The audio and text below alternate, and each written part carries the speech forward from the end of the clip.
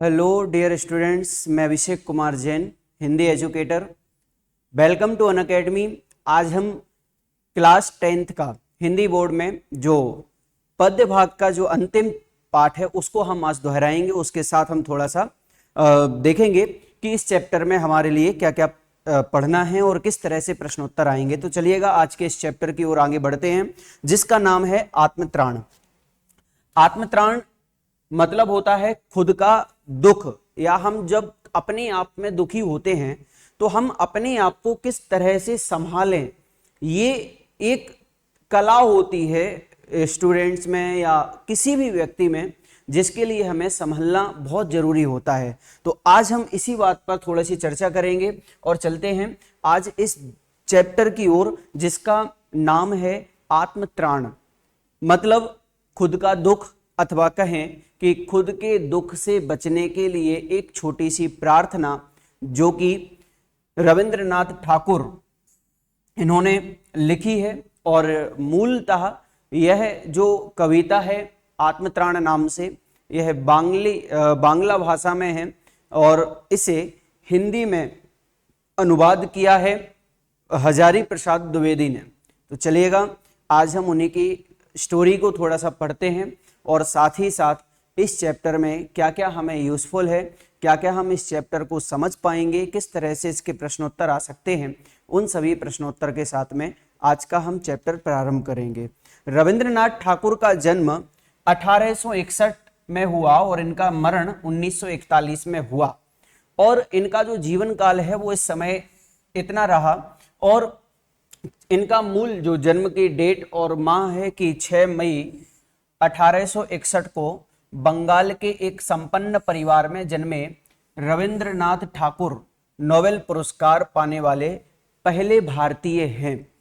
एक ऐसे भारतीय जिन्होंने पहला नोबेल पुरस्कार प्राप्त किया था, और इनका जन्म 6 मई 1861 को हुआ बंगाल प्रांत के एक संपन्न परिवार में। इनकी शिक्षा दीक्षा घर ही हुई। छोटी उम्र में ही स्वाध्याय से अनेक विषयों का ज्ञान अर्जित कर लिया। बैरिस्ट्री पढ़ने के लिए विदेश भेजे गए। बैरिस्ट्री मतलब कि उनके लिए कुछ और नया ऑफिसर बनना है, तो ऑफिसर बनने के लिए वो विदेश जाकर के अपनी शिक्षा ग्रहण करने लगे, लेकिन बिना परीक्षा दिए ही वहां से लौट आए।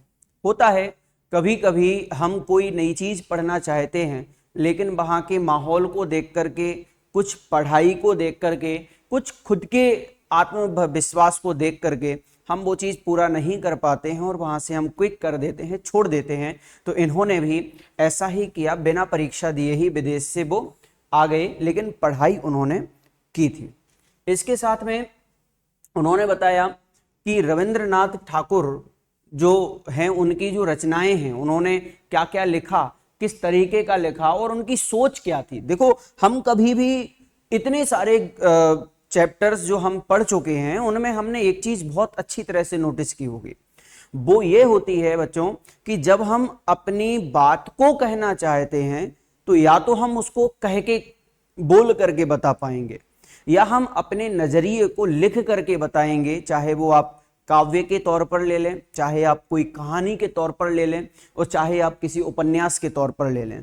ठीक वैसे ही हर एक कवि, हर एक लेखक जो होता है, वह अपने काव्य से, अपनी कविता से, अपने ग्रंथ से, अपनी कहानियों से प्रभावित करता है।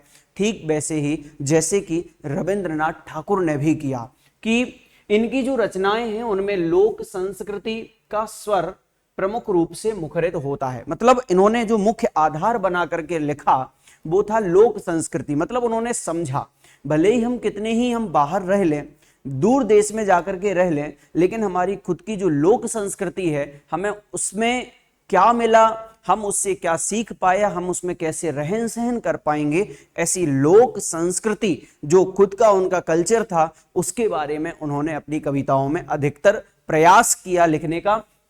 प्रकृति से इन्हें गहरा लगाव था। इन्होंने लगभग 1000 कविताएं और 2000 गीत भी लिखे। इनकी प्रकृति प्रेम भी बहुत अच्छा रहा। इन्होंने अपने प्रकृति के लिए बहुत अच्छा लिखा, और यह एक प्रार्थना है जो हम आज पढ़ने वाले हैं, यह प्रार्थना केवल उनके द्वारा उद्धृत नहीं है या उनके लिए ही उन्होंने नहीं लिखी है। हालांकि जब हम इस प्रार्थना को पढ़ेंगे और इसका अर्थ समझेंगे तो हमें भी इस अर्थ को समझने के बाद एहसास होगा कि हम अगर ऐसा कर सकते हैं तो हमें फिर किसी की जरूरत नहीं है, आत्मविश्वास खुद ब खुद बढ़ जाता है। तो यही एक कविता है जो रविंद्रनाथ ठाकुर की प्रार्थना के तौर पर लिखी गई थी। इन्होंने कहा कि चित्रकला, संगीत और भाव नृत्य के प्रति इनके विशेष अनुराग के कारण रविंद्र संगीत नाम की एक अलग धारा का ही सूत्रपात हो गया। इन्होंने शांति निकेतन नाम की एक शैक्षिक और सांस्कृतिक संस्था की स्थापना की। यह अपनी तरह का अनूठा संस्थान माना जाता है। कहा जाता है कि रविंद्रनाथ ठाकुर को लिखने के अलावा नाट्य, चित्र, संगीत, भाव नृत्य, इन पर भी थोड़ा सा कमांड था। इन पर भी वो ज्यादा अनुराग रखते थे, उनसे बहुत प्रेम करते थे। जैसे कोई नृत्य करने वाला है, जैसे कि कोई संगीतज्ञ है, जैसे कि कोई नाटककार है, वो तो उनसे उन्हें थोड़ा सा ज्यादा लगाव हो जाता था। और लगाव के कारण से इनका एक संगीत, रविंद्र संगीत नाम भी पड़ गया, एक अलग ही धारा निकली। और मैं आपको बता दूं कि अधिकतर स्थानों पर रविंद्र मंच की स्थापना हुई है। वो रविंद्र मंच मतलब कि रविंद्रनाथ ठाकुर के नाम पर ही रखा गया था, क्योंकि इन्होंने ही नाटक को, संगीत को बढ़ावा दिया था। और बढ़ावा देने के तौर पर इन्हें उपहार स्वरूप उनकी स्थापना होने लगी। तो रविंद्र संगीत जो है एक अलग ही धारा प्रभावित होने लगी। और इन्होंने एक संस्थान की स्थापना भी की जिसका नाम था शांति निकेतन। एक शैक्षिक संस्था है जहां पर शिक्षण दिया जाता है, जहां पर पढ़ाया जाता है। और सांस्कृतिक संस्था एक ऐसी जिसकी उन्होंने एक स्थापना की। और यह एक अनूठा संस्थान माना जाता है जहां पर उन्हें संगीत के साथ साथ नृत्य, नृत्य के साथ साथ नाटक करना, नृत्य, संगीत, कला, जितनी भी साहित्य संगीत हैं उनको सिखाया जाता है। अपनी काव्य कृति गीतांजलि के लिए नोबेल पुरस्कार से सम्मानित हुए। मतलब इन्हें जो नोबेल पुरस्कार मिला था वो क्यों मिला था? क्योंकि उन्होंने गीतांजलि नाम से एक बुक लिखी जिसमें कविताएं बहुत सारी हैं। तो उन गीतांजलि कविता के नाम पर उन्हें बहुत अच्छा पुरस्कार जो भारत देश के लिए मिला, और सबसे पहले व्यक्ति थे रविंद्रनाथ ठाकुर। इनकी और भी अन्य कृतियां हैं जैसे कि नैवेद्य, पूर्वी, बलाका, क्षणिका, चित्र और सांध्य गीत एक ही है, काबुली वाला और सैकड़ों अन्य कहानियां, उपन्यास में गोरा, घरे बायरे और रविंद्र के निबंध। इस तरह से उनकी अन्य रचनाएं भी मानी गई हैं। हालांकि उनकी रचनाएं जो हैं अधिकतर अन्य भाषाओं में हैं। हिंदी अनुवाद उनका किन्हीं दूसरे कवियों ने, दूसरे लेखकों ने किया है। क्योंकि ये बंगाल के रहने वाले थे और इन्हें हिंदी पर थोड़ा सा कम कमांड था, इसलिए इन्होंने हिंदी में कम लिखा। बाकी सभी भाषाएं जो वो जानते थे उन पर उन्होंने लिखने का प्रयास अधिकतर किया। तैरना चाहने वाले को पानी में कोई उतार तो सकता है, उसके आसपास भी बना रह सकता है, मगर तैरना चाहने वाला जब स्वयं हाथ पांव चलाता है तभी तैराक बन पाता है। तैराक मतलब कि होता है तैरने वाला। बहुत अच्छी स्विमिंग करना चाहता हो, देखो बहुत अच्छा एक दृष्टांत है जो हमें इस बुक के माध्यम से आपको समझाने का मौका मिल रहा है। और आप समझें कि अगर हम तैरना सीखना चाहते हैं, बहुत अच्छा तैराक बनना चाहते हैं, बहुत अच्छा कि भाई जगह जगह जाकर के हम तैरें, तो सबसे जरूरी होता है कि हम हाथ पांव चलाना सीखें। आपके लिए, हमारे लिए पानी में उतार दिया जाएगा, हमारे आसपास हमारे कोच लगे रहेंगे, वो समझाते भी रहेंगे, लेकिन हमें तब तक नहीं आएगा जब तक हम खुद स्वयं अपने हाथ पैर नहीं हिलाएंगे। कहने का मतलब यह है कि हमें समझाने वाले बहुत मिलेंगे, हमारे लिए गाइड करने वाले बहुत मिलेंगे, लेकिन हम खुद से कितना चलना चाहते हैं ये मायने रखता है। ठीक वैसे ही यहां पर बताया है, हाथ पांव चलाना पड़ता है तभी वो जाकर के एक अच्छा तैराक बन पाता है। बड़े आशीर्वाद देते भी हैं, लेकिन परीक्षा तो उसे स्वयं ही देनी होती है। मतलब आप कहें कि भाई हम 10th की परीक्षा देने जा रहे हैं, हम बड़ों का आशीर्वाद ले लेते हैं, अच्छा हो जाएगा।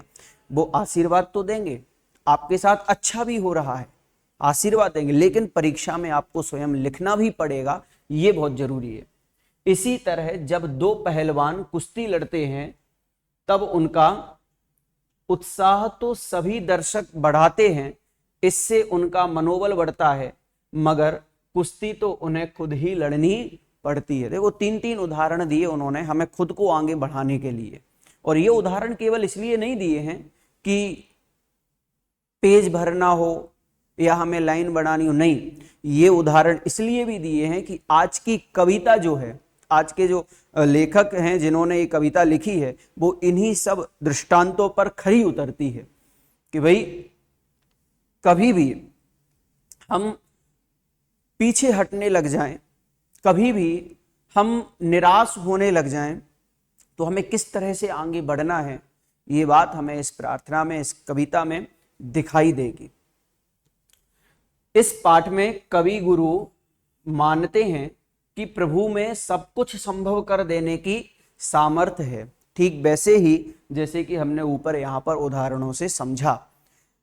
ईश्वर क्या कुछ नहीं कर सकता है, सब कुछ कर सकता है, उसमें इतनी शक्ति है कि वो संसार को उलट पलट भी सकता है, लेकिन फिर भी वह यह कतई नहीं चाहते हैं कि वही सब कुछ कर दे। मतलब लेखक का, कवि का कहना यह नहीं है कि भगवान नहीं करें, भगवान सब कुछ कर सकता है, लेकिन वो ये चाहते हैं कि हम भगवान की सहायता ना लेते हुए भगवान से इस तरह की प्रार्थना करें कि हम जिस कार्य को करने वाले हैं उस कार्य को करने की सामर्थ्यता हम में खुद में आ जाए।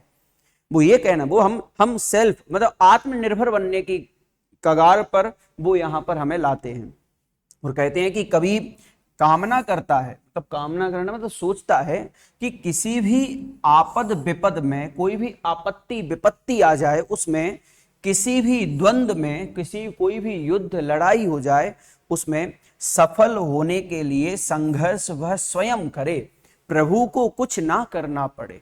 प्रभु को कुछ नहीं करने का मतलब कवि का यह कहना भी नहीं है कि भगवान नहीं होते हैं।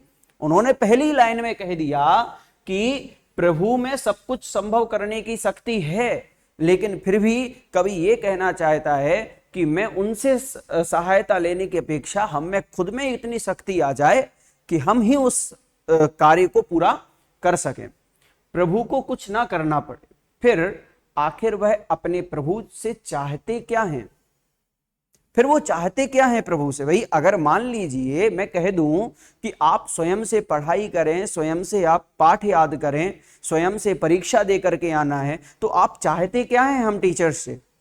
आप चाहते हैं कि टीचर्स आपके उस समय सहायता करें जिस समय आप नीचे गिर रहे हो, आपको इतनी बुद्धि दे कि आप जब पढ़ नहीं पा रहे हैं तो आपको समझाने का एक उपक्रम कर सके। तो ठीक वैसे ही कवि यहां पर कहता है कि मैं प्रभु से सहायता नहीं लेना चाहता, संघर्ष मैं स्वयं करूंगा। लेकिन कवि रविंद्रनाथ ठाकुर क्या चाहते हैं फिर प्रभु से? रविंद्रनाथ ठाकुर की प्रस्तुत कविता का बंगला से हिंदी में अनुवाद श्रद्धेय आचार्य हजारी प्रसाद द्विवेदी जी ने किया है। द्विवेदी जी का हिंदी साहित्य को समृद्ध करने में अपूर्व योगदान है। यह अनुवाद बताता है कि अनुवाद कैसे मूल रचना की आत्मा को अक्षुण्य बनाए रखता है। बहुत अच्छी बात यहां पर कही है।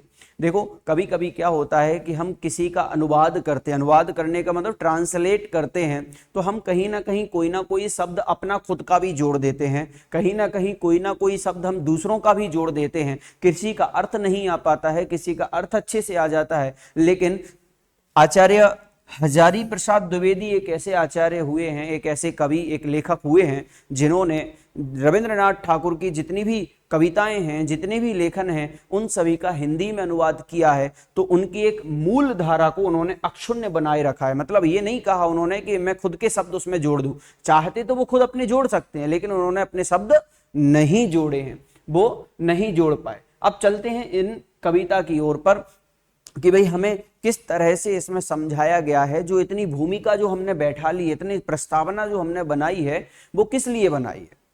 और हम उसको समझना क्यों चाहते हैं, और कवि यहां पर क्या कहना चाहता है। कवि के अनुसार हम भगवान से क्या चाहें। अगर मान लीजिए मुझे चोट लगी है तो मैं भगवान से क्यों नहीं कहूं कि इस चोट को, यह चोट मेरी नष्ट हो जाए, खत्म हो जाए। क्यों कवि यहां पर यह कहना चाहता कि मैं भगवान से सहायता नहीं लेना चाहता हूं। भगवान से तो फिर क्या चाहता है वो, कवि की चाह क्या है भगवान से। तो ये आपका एक जो प्रश्नवाचक चिन्ह है उसका उत्तर आपको इस कविता के तौर पर मिलेगा। देखिएगा, पढ़ेंगे मेरे साथ में।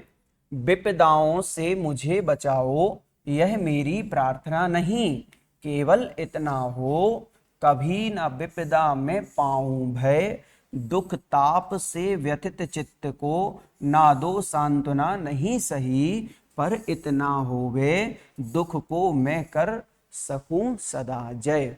बहुत अच्छी लाइन है, बहुत अच्छी पंक्तियां हैं। रविंद्रनाथ ठाकुर साहब अपनी इस प्रार्थना में, एक प्रार्थना है जो कि बांग्ला भाषा में है, जिसको हिंदी में रूपांतरित हजारी प्रसाद द्विवेदी साहब ने किया है।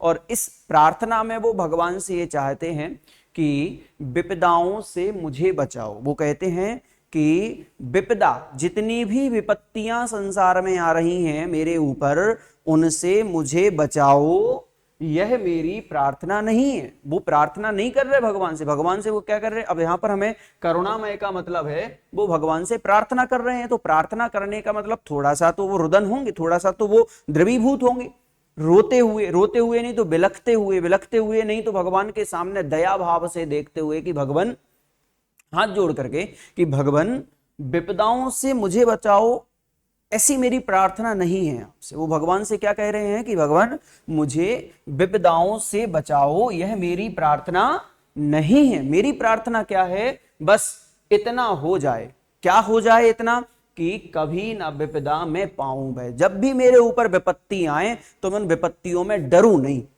हमेशा क्या होता है कि जितनी तो विपत्ति नहीं आती है उससे ज्यादा तो इंसान डर जाता है, और डर के कारण से वो और दूसरा कदम उठा लेता है। तो वो ये चाहते हैं कि भगवान मेरी विपदाओं को दूर करो, मैं ये नहीं चाहता हूं, आप मेरे दुखों को दूर करो, मैं नहीं चाहता हूं, लेकिन उन दुखों को सहन करने के लिए मुझे शक्ति दो, ये मैं चाहता हूं। तो ठीक वैसे ही उन्होंने कहा कि कभी न विपदा में पाऊं भय, कभी भी वो विपत्ति के समय कोई भी भय नहीं हो, डरे नहीं।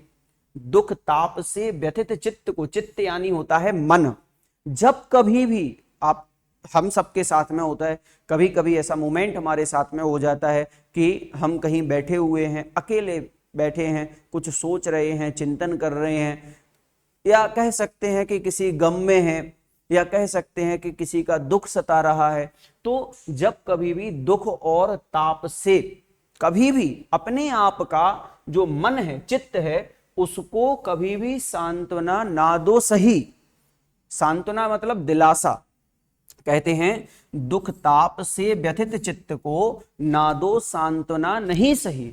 मतलब वो कहना चाहते हैं कि मेरे चित्त यानी मन को, जब मैं दुखी हो रहा हूं या मैं दुख या ताप से मेरा चित्त अगर दुखी हो रहा है तो उसे सांत्वना मत देना, कोई बात नहीं, लेकिन पर इतना होवे, बस इतना सा कर देना कि दुख को मैं कर सकूं सदा जय। यानी जो दुख मेरे ऊपर आया हुआ है उस दुख को मैं हमेशा के लिए जीत लूं, ऐसा वहां पर कह रहे हैं। जब कभी भी, अब इससे हमें भी समझना है, जब कभी भी हम दुखी हो तो दुखी होते समय भगवान से ये नहीं कहें कि मेरा दुख दूर कर दो, बल्कि ये कहें कि मेरे दुख को सहने के लिए, या जो दुख मेरे ऊपर आया हुआ है उस दुख को मैं जय यानी जीत लूं, उस पर विजय प्राप्त कर लूं, ऐसा यहां पर कहा गया है। तो आप लोगों को शब्दार्थ में, जैसे कि चित्त का मतलब होता है मन, सांत्वना का मतलब होता है दिलासा, इस तरह से, और तो मुझे नहीं लगता है कि आपको कोई भी ऐसा शब्द होगा जिसका अर्थ नहीं आया होगा।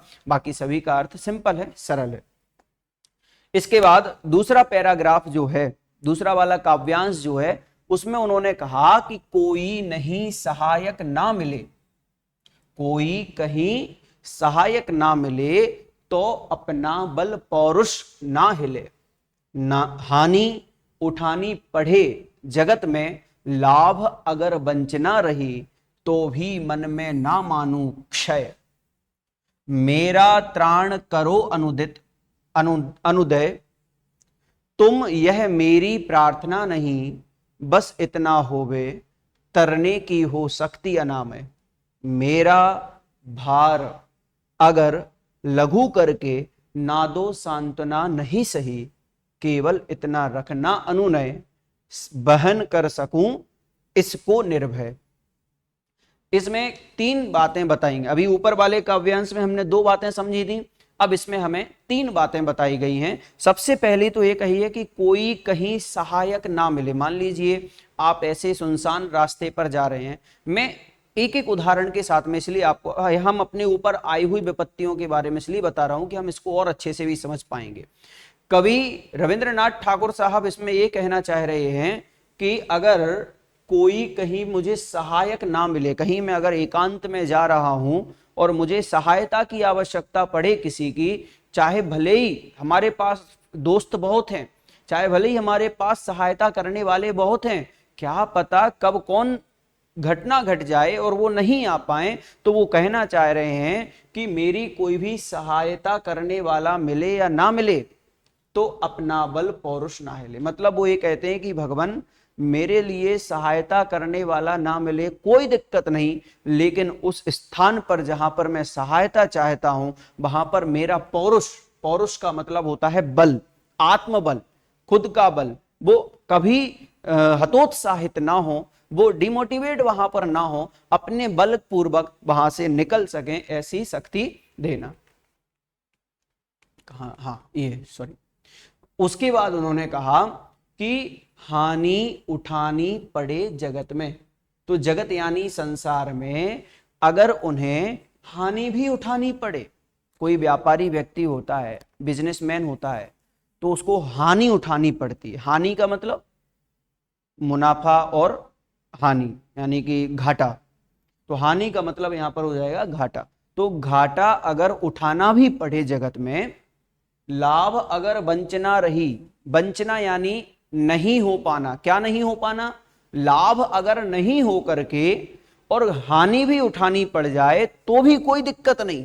कहते हैं तो भी मन में ना मानूं क्षय, तो भी वो कहते हैं कि मैं कभी उसको क्षय नहीं मानूंगा कि मेरे पास से कुछ चला गया है, मेरे लिए घाटा लग गया है, बस इतनी सी शक्ति देना कि मैं कभी उसको ये नहीं मानूं कि मुझे कोई घाटा लग गया हो।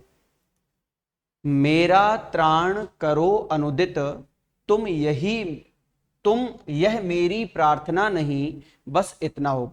अब यहां तक कहने के बाद वो कहते हैं कि मेरा त्राण यानी मेरा जो दुख है, उस दुख को करो अनुदित, कम करो, यह मेरी आपसे प्रार्थना नहीं है, मेरे दुखों को कम कर दो, ये मेरी कोई आपसे प्रार्थना नहीं है, बस इतना हो, बस इतना कर देना कि तरने की हो शक्ति अनामय। अनामय मतलब बिना किसी बीमारी के उस दुख से तरने का, पार उतरने की बस मेरे लिए शक्ति दे देना। ठीक है, आगे समझ में इतना। तो अब इसके बाद में कह रहे हैं मेरा भार। तो यहां जो उन्होंने बताया चैप्टर में, ये जो चैप्टर प्रार्थना आत्मत्राण में रविंद्रनाथ ठाकुर ने, कि मेरा भार अगर लघु करके नादो सांत्वना नहीं सही, केवल इतना रखना अनुनय, वहन कर सकूं इसको निर्भय। लास्ट वाली लाइनें हैं सेकंड पैराग्राफ की, सेकंड वाले काव्यांश की, और इन्होंने यहां पर समझाया कि मेरा भार यानी कि जो मेरे ऊपर जो दुख आ रहा है, इनका कहना क्या है कि मेरे ऊपर जो दुख आ रहा है उसको लघु करके ना दो। लघु यानी जो मेरा भार है, जो मेरे ऊपर इतना बड़ा भार है, उसको तुम कम करो, ये मेरी विनती नहीं है। ना दो सांत्वना नहीं सही, भले उसमें आप कोई सहायता करो या ना करो, दिलासा दो या ना दो, बस केवल इतना रखना अनुनय, बस केवल इतना रखना कि वहन कर सकूं इसको निर्भय। निर्भय का मतलब होता है निडर। निर्भय का मतलब क्या होता है? निडर। निडर यानी बिना डरे हुए। वहन करना मतलब की होता है ढोना।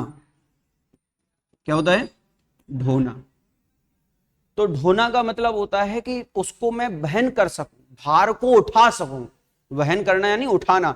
तो कहने का मतलब यहां पर यह है कि मेरा भार, जो मेरे ऊपर इतना जो भार है, उस भार को आप कम कर सको ऐसी दिलासा नहीं चाहिए मुझे, बल्कि इतना बस करना, दया पूर्वक इतना करना, मेरे ऊपर दया करना कि धो सकूं, ढोना, उस भार को मैं बहन कर सकूं, उस भार को मैं सह सकूं, सहन करना तो सहन कर सकूं, बस इतने सा मुझे शक्ति देना। लेकिन वो भी कैसे?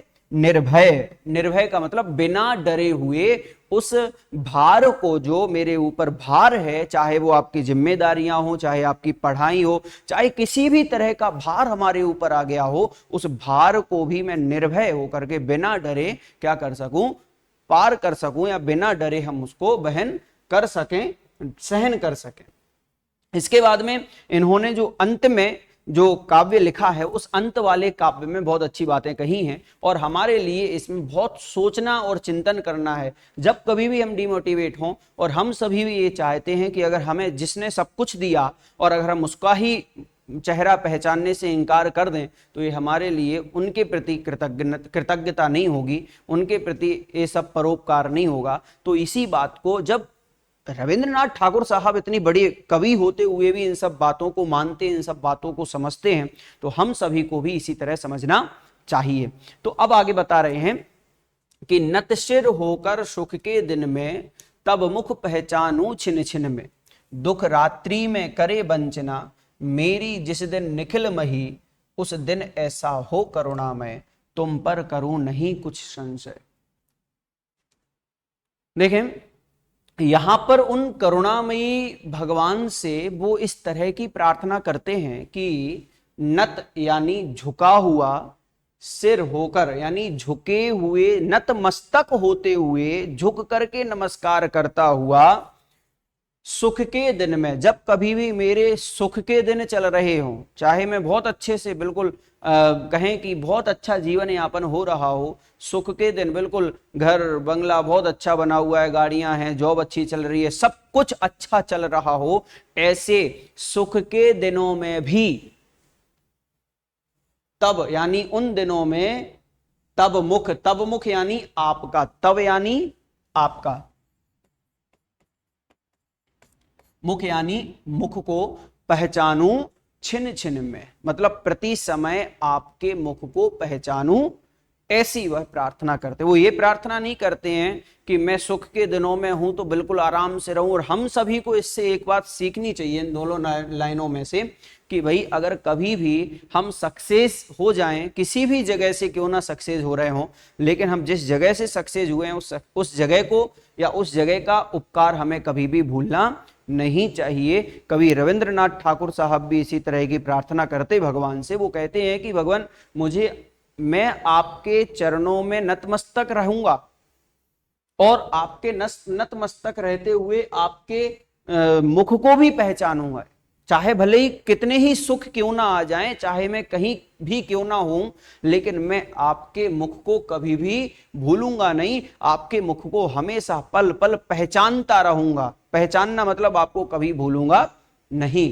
वो कहते हैं कि दुख रात्रि में करे वंचना, मेरी जिस दिन निखिल मही, मेरे लिए जिस दिन निखिल यानी संपूर्ण, मही यानी पृथ्वी, संपूर्ण पृथ्वी अगर मेरी दुख के समय, मेरी जिस दिन दुख यानी दुख के समय पूरी की पूरी पृथ्वी, निखिल मही यानी पूरी की पूरी पृथ्वी, रात्रि में जिस समय मैं बहुत दुखी हूं, मैं कितना ही दुखी क्यों ना रहूं, किसी भी रात्रि को, और मेरे लिए यह संपूर्ण पृथ्वी भी अगर वंचना कर दे, मुझे छोड़ दे, वो ताने मारती रहे, संपूर्ण पृथ्वी भी अगर मेरे से अलग हो जाए किसी भी दुख के समय में, तो ऐसे दुख के समय में भी उस दिन ऐसा हो, उस दिन कैसा हो, हे करुणामय, ऐसा हो कि तुम पर करूं नहीं कुछ संशय,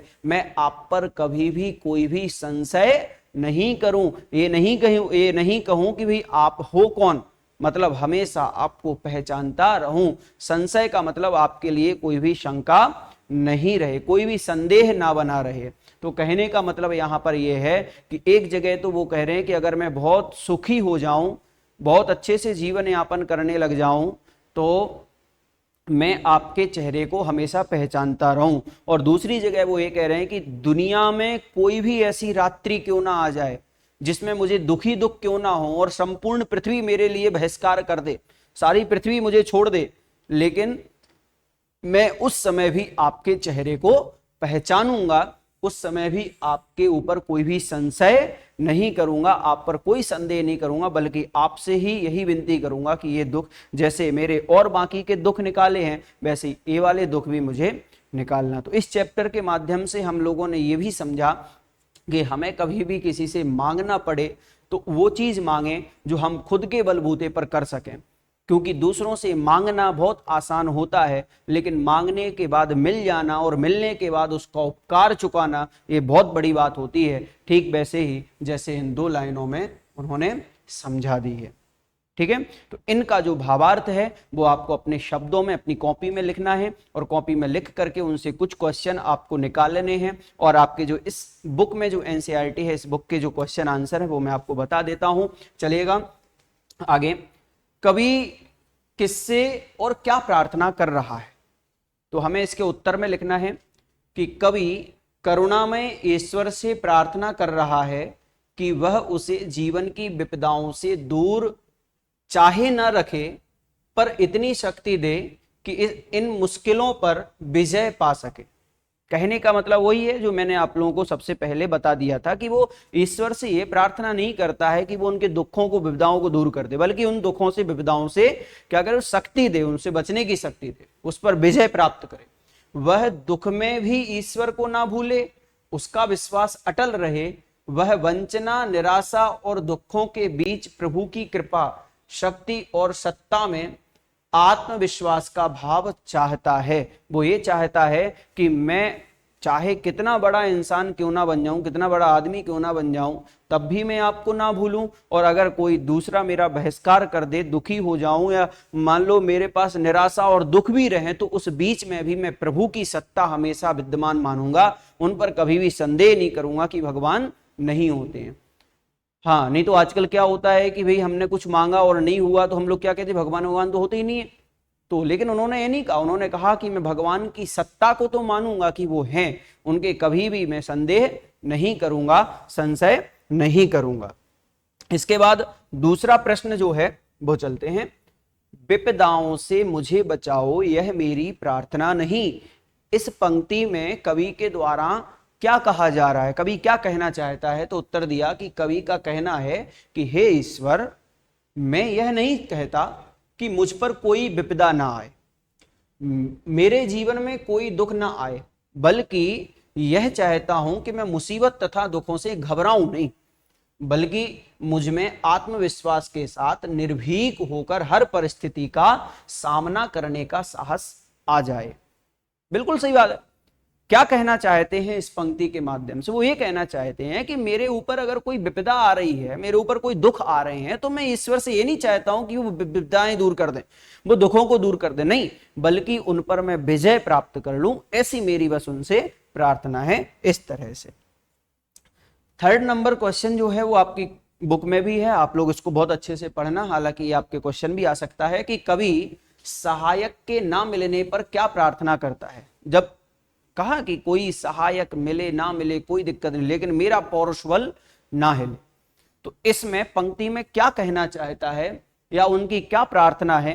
तो बताते हैं कि विपरीत परिस्थितियों के समय, विपरीत परिस्थिति का मतलब होता है जिस समय हम ऐसी परिस्थिति में फंस गए कि हमारे पास ना तो कोई दोस्त आ पा रहा हो, ना कोई रिश्तेदार आ पा रहा हो, ना हमारे कोई घर फैमिली का कोई आ पा रहा हो हमें बचाने के लिए, ऐसी अगर प्रतिकूल परिस्थिति आ गई हो, विपरीत परिस्थिति आ गई हो, तो उस समय सहायक के ना मिलने पर, कोई हमारी सहायता करने वाला भी नहीं मिल रहा हो, ऐसे जगह पर कवि ईश्वर से प्रार्थना करता है। क्या प्रार्थना करता है? कि उसका बल पौरुष ना हिले, वह कोई भी कष्ट धैर्य से सह ले। बस इतनी सी प्रार्थना वो यहां पर कहना चाहता है कि अगर कोई सहायक ना भी मिले तो कोई दिक्कत नहीं, लेकिन मेरा जो आत्मविश्वास है वो कभी घटे नहीं, और उस विपत्ति को वो धैर्य से, कष्ट को धैर्य से सहन कर सके।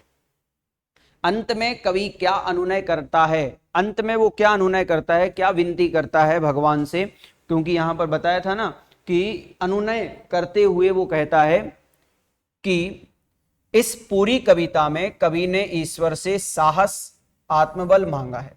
यही तो अनुनय किया, यही तो उन्होंने विनती की है भगवान से। अंत में कवि ईश्वर से यह अनुनय करता है कि चाहे सब लोग उसे धोखा दें, सब दुख उसे घेर लें, पर ईश्वर के प्रति उसकी जो आस्था है वो कम ना हो, उसका विश्वास बना रहे, उसका ईश्वर के प्रति विश्वास कभी ना डगमगाए, सुखों के आने पर भी ईश्वर को न हर क्षण याद करता रहे।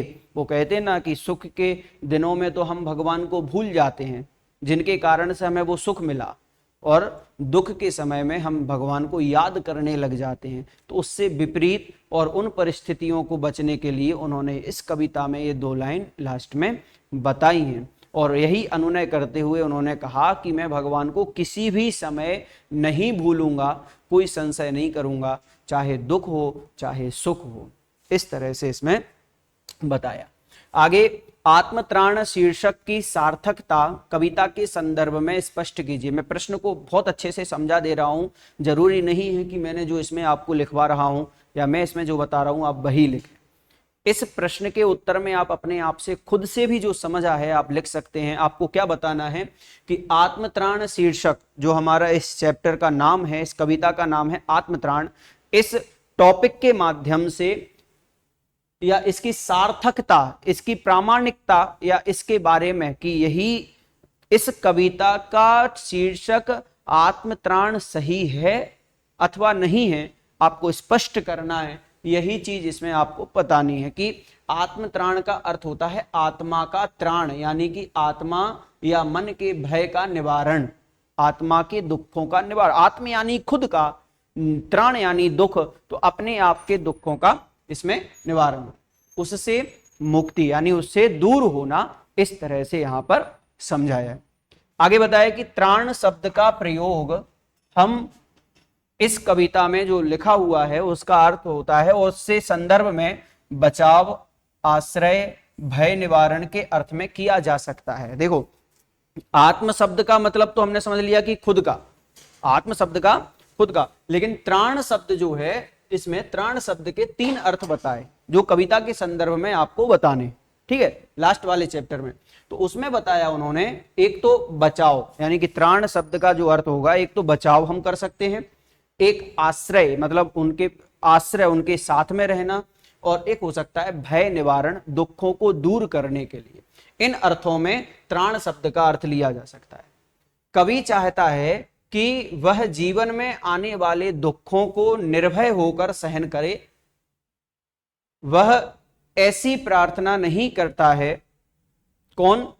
वो यहां ऐसी प्रार्थना नहीं करता है कि उसे दुख ना मिले, बल्कि वह दुखों को सहने, उसे झेलने की शक्ति दे, शक्ति के लिए प्रार्थना करता है, मतलब और शक्ति दे कि वो दुखों को झेल सके। फिर आगे कहा, कवि ईश्वर से प्रार्थना करता है कि उसका बल पौरुष ना हिले, मतलब वो उसका जो आत्मविश्वास है वो ना हिले, वह सदा यानी कि हमेशा बना रहे, और वह कोई भी कष्ट धैर्य से सहले। इसलिए यह शीर्षक पूर्णतः सार्थक है, ठीक माना जाएगा, इसका जो अर्थ निकलेगा वो भी सही है। कविता के संदर्भ में आत्मत्राण नामक शीर्षक ठीक बैठेगा, ऐसा यहां पर सिद्ध किया गया, बताया गया। अपनी इच्छाओं की पूर्ति के लिए आप प्रार्थना के अतिरिक्त और क्या क्या प्रयास करते हैं, लिखिए। हालांकि इसमें आपको खुद के विचार लिखने हैं कि आप प्रार्थना के अलावा आप क्या क्या चीज करते हैं। तो जो कुछ मेरे द्वारा हुआ है मैं आपको बता देता हूं कि अपनी इच्छाओं की पूर्ति के लिए प्रार्थना के अतिरिक्त हम निम्नलिखित प्रयास कर सकते हैं। जरूरी नहीं है कि यही करें, हम जो करते हैं हम उसको भी लिख सकते हैं। पहला, कठिन परिश्रम और संघर्ष करते हैं, मतलब अगर हम भगवान को नहीं मानते हैं, भगवान से कुछ नहीं चाहते हैं, तो हम कठोर संघर्ष करें और आगे बढ़ते रहें, परिश्रम करें, सफलता प्राप्त होने तक धैर्य धारण रखते रहें, मतलब जब तक हमें सफलता ना मिले तब तक हम धैर्य धारण करें, मतलब सब्र करें, तभी तो कहा ना सब्र का फल मीठा होता है। तो सब्र करें, परीक्षा रिजल्ट परिणाम आने तक सब्र करें। जीवन में आने वाली कठिनाइयों से घबराते नहीं और ना ही पीछे हटते हैं। ये दोनों तीनों बातें जो मैंने बताई हैं, इन तीनों के अलावा भी हम और कोई काम अगर करते हैं, प्रयास करते हैं, तो उसको भी हम यहां पर बता सकते हैं। इसके बाद में, क्या कवि की यह प्रार्थना आपको अन्य प्रार्थना गीतों से अलग लगती है? यदि हां तो कैसे? बिल्कुल स्वाभाविक सी बात है कि इस कविता में और अन्य प्रार्थना वाली कविताओं में बहुत अंतर होता है। एक में तो डायरेक्ट सीधे सीधे हम बोलते हैं कि भगवान मुझे ऐसी चीज प्राप्त हो जाए, भगवान मुझे ऐसी वस्तु मिल जाए, या भगवान हमें ऐसा कुछ मिल जाए, हम उसमें बिल्कुल स्पष्ट रूप से मांगते हैं। लेकिन इस प्रार्थना में, इस कविता में थोड़ा सा अलग हमें देखने को मिला है। वो क्या है? वो यह है कि यह प्रार्थना अन्य प्रार्थना गीतों से भिन्न है। क्यों है? क्योंकि अन्य प्रार्थना गीतों में दास्य भाव, आत्मसमर्पण, समस्त दुखों को दूर करके सुख शांति की प्रार्थना, कल्याण, मानवता का विकास, ईश्वर सभी कार्य पूर्ण करें, ऐसी प्रार्थनाएं होती है। दास्य भाव का मतलब होता है कि दास बने रहना, बिल्कुल भक्त की जगह भिखारी बन जाना, दास बने रहना। तो इस तरह से भी कहा गया। इसके बाद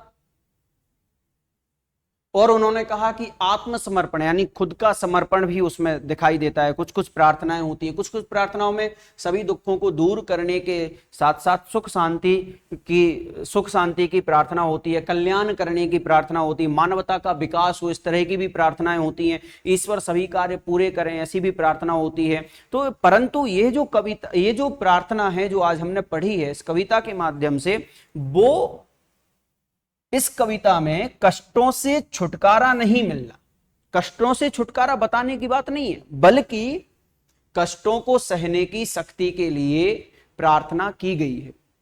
कवि ईश्वर से प्रार्थना करता है कि वह उसे दुखों को सहने की शक्ति दे। कवि मुसीबत में भयग्रस्त नहीं होना चाहता है और सुख के दिनों में भी प्रभु का स्मरण बनाए रखना चाहता है। इस कविता में ईश्वर में आस्था रखने, कर्मशील बने रहने की प्रार्थना की गई है। यह प्रार्थना किसी सांसारिक या भौतिक सुख की कामना के लिए नहीं है। भौतिक सुख का मतलब होता है कि जो हम आज देख रहे हैं, ऐसे भौतिकी जीवन के लिए यह प्रार्थना नहीं लिखी गई है, बल्कि अपने खुद का आत्मविश्वास बढ़ाने के लिए यह प्रार्थना लिखी गई है, जो कि रविंद्रनाथ ठाकुर साहब ने लिखा। अब इसके बाद आपको 3 प्रश्न दिए होंगे, जिसमें आप लोगों को कुछ 2 लाइन दी होंगी, उनका आशय या भाव स्पष्ट करना होगा। तो आपको किस तरह से भाव स्पष्ट करना है, आपको इस तरह के अगर प्रश्न आते हैं तो आपको उत्तर देखना। नत सिर होकर सुख के दिन में, तब मुख पहचानूं छिन छिन में। इन पंक्तियों का क्या आशय, क्या भाव होता है? तो आपको बताना है कि इन पंक्तियों में कवि ये कहना चाहता है कि वह सुख के दिनों में भी परमात्मा को हर पल श्रद्धा भाव से याद रखे। वह एक पल भी ईश्वर को भुलाना नहीं चाहता। कभी दुख सुख दोनों में ही प्रभु को समभाव से याद रखना चाहता है। समभाव का मतलब होता है कि भी दुख हो तो जाना नाराजगी से नहीं, सुख हो तो आनंदित होकर के, बिल्कुल समान होकर के वो भगवान को याद करना चाहता है। इस तरह से बताया है। हानि उठानी पड़े जगत में, लाभ अगर वंचना रही, तो भी मन में ना मानू क्षय। यहां पर कवि ईश्वर से प्रार्थना करते हुए कहना चाहता है कि जीवन में उसे लाभ मिले या नहीं मिले, लाभ मिले या हानि मिले, हानि मुनाफा भी हो सकता है, घाटा भी हो सकता है जीवन में कभी भी, तब भी वह अपना मनोबल ना खोए, अपने मन में बिल्कुल ये धारणा बनाए रखे कि कोई बात नहीं, जो होना था सो हो गया, अब आगे और प्रयास करेंगे। इस तरह का मनोबल ना खोए, यह हर परिस्थिति का सहर्ष सामना कर सके और उसके मन में ईश्वर के प्रति आस्था, आशा और विश्वास बना रहे। इस तरह का यहां पर कहा गया है। अब आगे एक और प्रश्न जो आप लोगों को इसमें दिया है, जो कि 2 लाइनों में है, और दोनों लाइनों का यहां पर अर्थ बताना है कि तरने की हो शक्ति अनामय, मेरा भार अगर लघु करके, ना दो सांत्वना नहीं सही। हालांकि दोनों अलग अलग काव्य के हैं, दोनों अलग अलग टॉपिक से लिए गए हैं, मतलब मेरा कहने का ये है कि ऊपर वाली लाइन जो है वो ऊपर के अर्थ के लिए दी गई थी और नीचे वाली नीचे की। ऐसी भी अगर कोई लाइन अगर आपको आ जाती तो आपको डरने की बात नहीं है। क्यों? क्योंकि आप इसमें सिर्फ इनका ही अर्थ बताएंगे, इनके में भाव क्या निकल रहा है बस ये आपको बताना है। तो यहां पर कवि बताना चाहता है कि संसार रूपी भव सागर को स्वयं पार करना चाहते। वो कहते हैं कि तरने की हो सकती है नाम है, मैं अपने संसार के भय को दूर करने के लिए, संसार रूपी भव सागर को तरने के लिए वो खुद ही तरना चाहते हैं, वो खुद ही जाना चाहते हैं, वो दूसरों की सहायता नहीं लेना चाहते। वह यह नहीं चाहते कि ईश्वर उसके इस दुख के भार को कम कर दे। वो ये नहीं चाहते हैं कि मेरे इस दुख को कम कर दो या कोई उन्हें सांत्वना दे दे। वह अपने जीवन की जिम्मेदारियों को कम करने के लिए नहीं कहते, बल्कि उससे संघर्ष करने, उसे सहने की शक्ति के लिए प्रार्थना करते हैं। वो ये कहते हैं कि मुझे सांत्वना दो, मैं जरूरी नहीं है सांत्वना दो, बिल्कुल भी मत दो, कोई दिक्कत नहीं है, बल्कि वो अपने जीवन की जिम्मेदारियों को सहन कर सकें और जिम्मेदारियों को बहुत अच्छे से निभा सकें, ऐसा यहाँ पर कहा है। और वो अपने संघर्ष और शक्ति के साथ में आगे बढ़ते रहें।